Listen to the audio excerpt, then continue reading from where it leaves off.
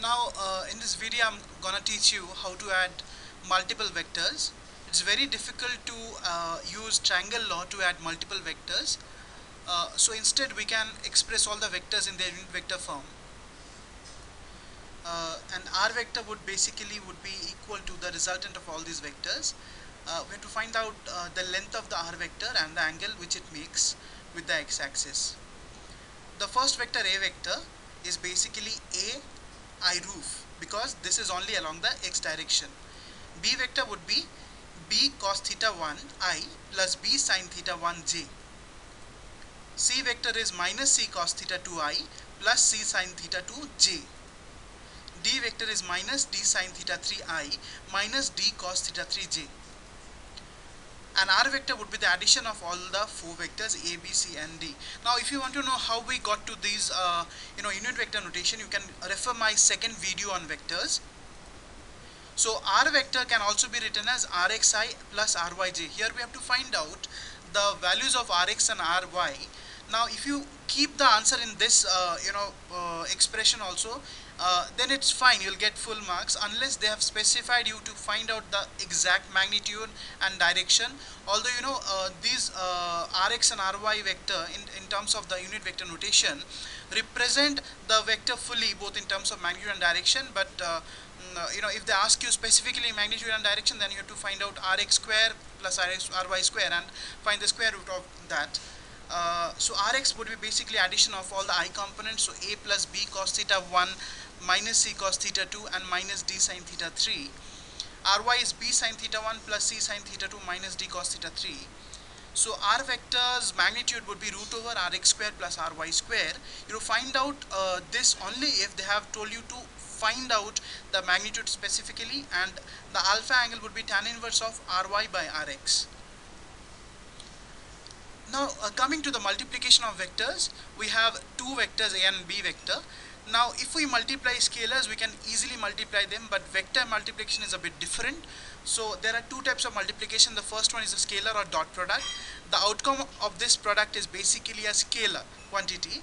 So a dot b is basically equal to ab cos of theta. Now we have to find out the magnitude of a and multiply it with the component of b along a, which is b cos theta. So ab is equal to a dot b is basically equal to ab cos theta. Dot products of unit vectors, standard vectors, I dot I is equal to j dot j is equal to k dot k, which is equal to 1. I dot k is equal to I dot j equals to k dot j equals to 0. Now if vectors are perpendicular to each other, their dot product is 0. If the vectors are parallel to each other, their dot product is 1.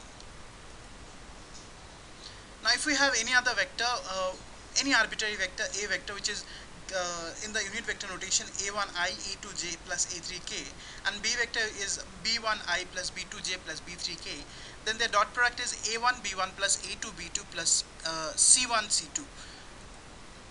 Now vector cross product is a different type of a product which gives you a vector magnitude, like the outcome is a vector.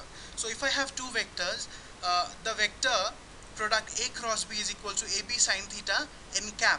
So n cap gives you a direction and ab sin theta is basically the magnitude.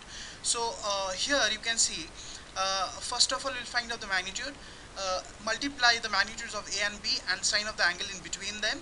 Sine of the smaller angle in between them will give you a cross b, and you can find out the direction of n cap by using the right hand thumb rule. Keep your palm on the intersection of the two vectors at this point, and then curl your fingers from a vector to b vector if it is a cross b along the smaller angle.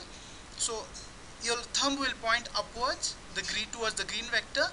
So now here the green vector will be the a cross b, but if it was b cross a, then it would be basically opposite of a cross b. So the magnitude would remain same, but the direction would change. So if you keep your palm at the intersection and you have to curl your fingers from b to a along the smaller angle, your thumb would point downwards.